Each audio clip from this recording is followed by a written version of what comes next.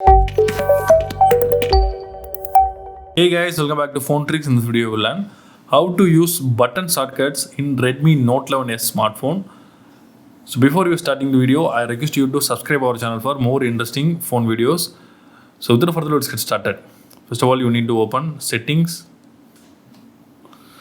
Then you need to choose home screen. Then you need to swipe up.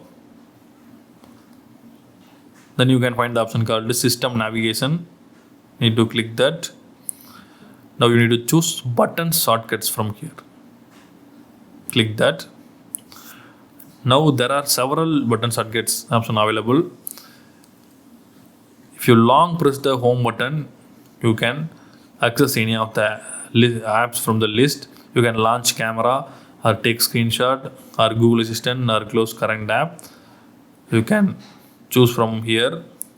Also, if you long press the menu button, you can choose any option. Also, power button plus home button, you can customize the option.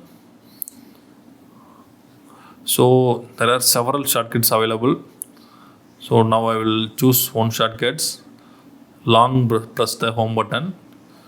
So I will enable this for take a screenshot. Now I will go to the main screen. Now I will long press the home screen. It will take the screenshot. It's a very useful method.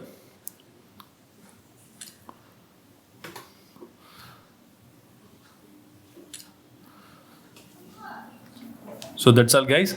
I hope this video is very useful to you. If you like this video, hit thumbs up and do subscribe our channel for more updates. Thank you.